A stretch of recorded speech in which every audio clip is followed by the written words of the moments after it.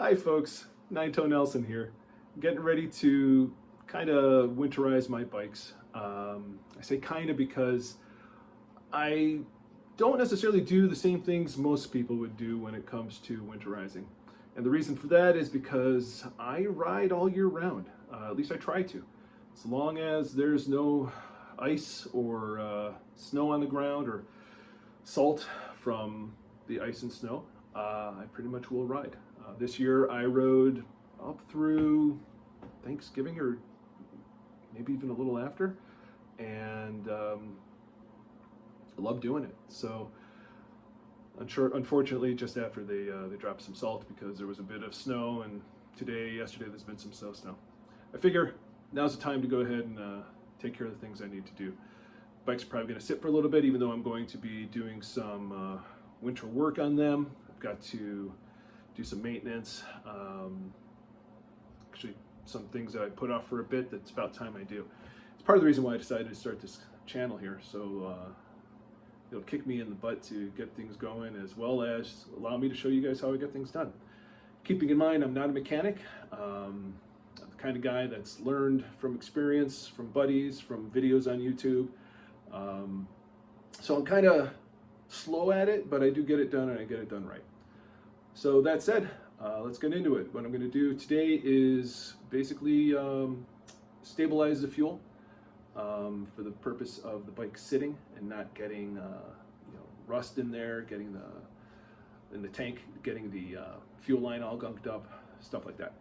Just an FYI, here in northern Illinois today, it's chilly outside, and this is the temperature in my garage, 52 degrees. So because of that, I have a couple of space heaters rolling while I do my work on this puppy and this puppy. So for this simple bit of a project, I'm going to be using stable fuel stabilizer. And before I do that, I'm going to fill the tanks to the brim with gasoline.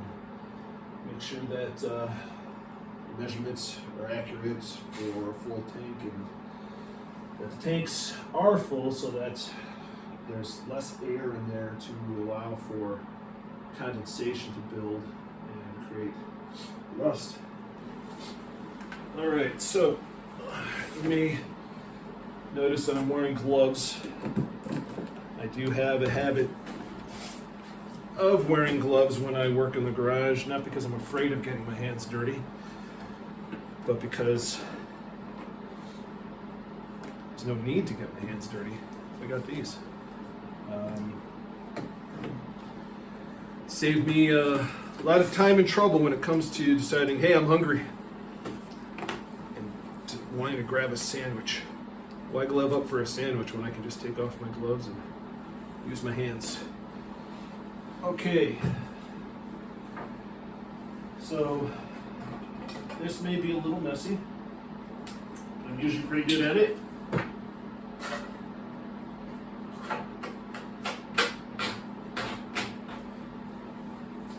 hardest part about it is getting the spout in a position that's convenient.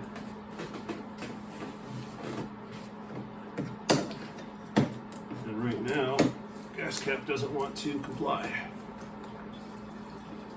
A few moments later. Okay. So with that done, I've got to remind myself of how many gallons this thing holds. Okay, so after double checking the internet, why I had these, this sucker holds 7.4 gallons of gas. So the recommendation from Sta-bil says to use 1 ounce for every 2.5 gallons of fuel. So I'll be pouring 3 ounces of this in. I love these bottles.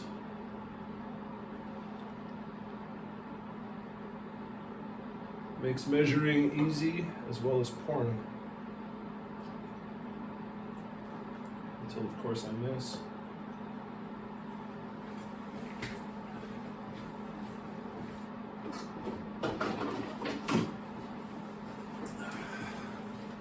So it's always a good idea to have a bunch of these around.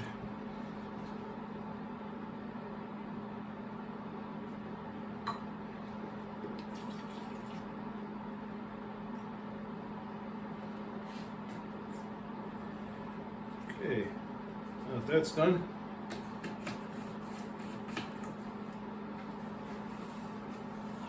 sop up a little bit of this excess that I missed.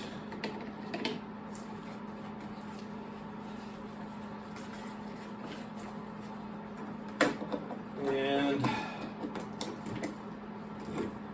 per the instructions, I'll be running the engine for a minute or so. Get this circulated into the fuel system so it can have its best, fullest effect. And we'll get back to that after I do this guy. Okay, let's open this one up.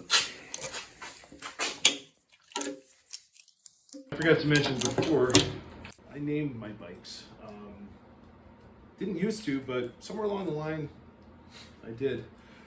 This one is LE0, limited edition 0.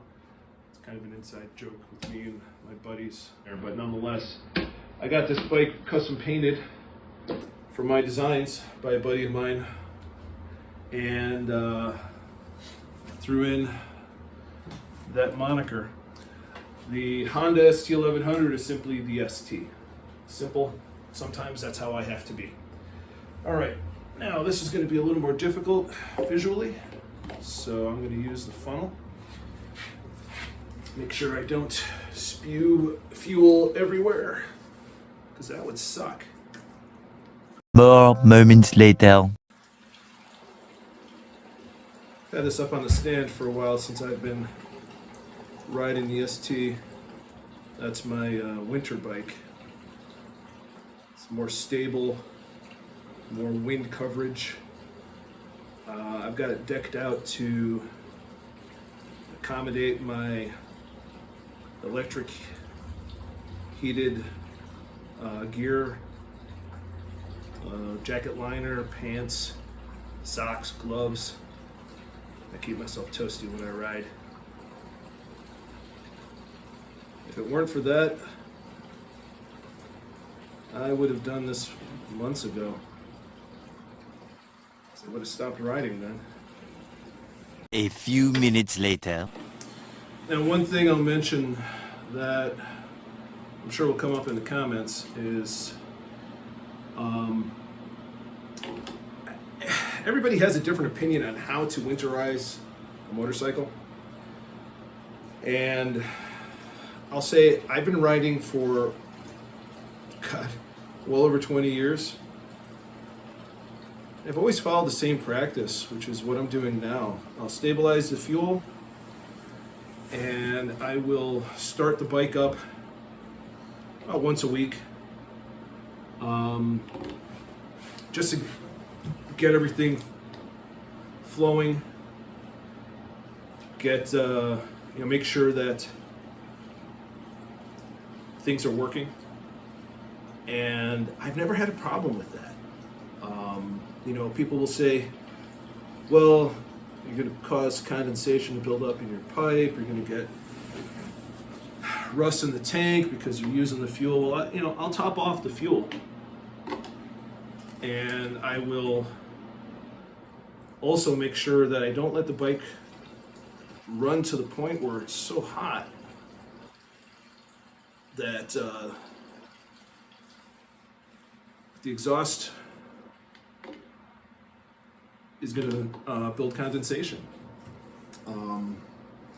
The other advantage I have, I guess, in that respect is I have always had my bikes indoors in a garage. Never a heated garage, though. And in this environment, it will get below zero. Not on a regular basis, but definitely not unheard of. So, knowing that, like I say, I keep an eye on it. I make sure that things aren't obviously becoming problematic. And like I say, in the lifetime of these bikes, this is an 06, a 94. I didn't get that in 94, but even so, I have had no problems with the exhaust or the fuel tanks.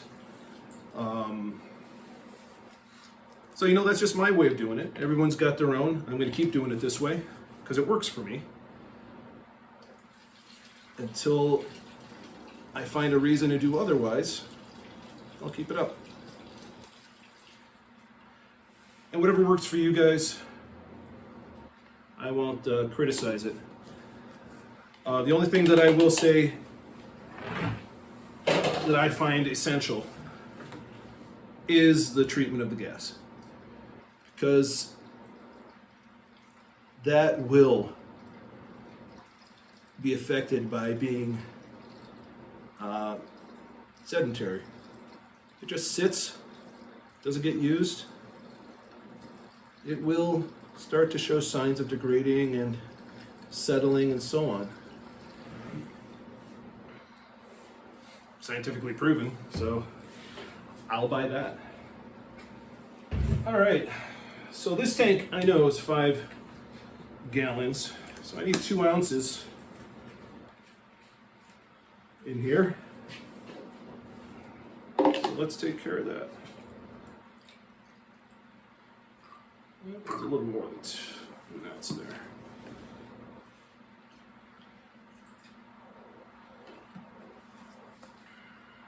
So let's compensate. There we go.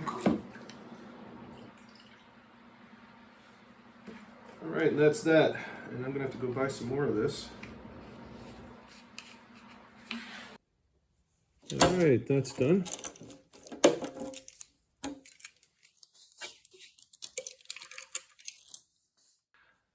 So one other thing I didn't mention was the battery. The battery will discharge over time in cold temperatures, which again, I'm sure you all know. And if you don't, it's all right. This is how we learn. That's how I learned.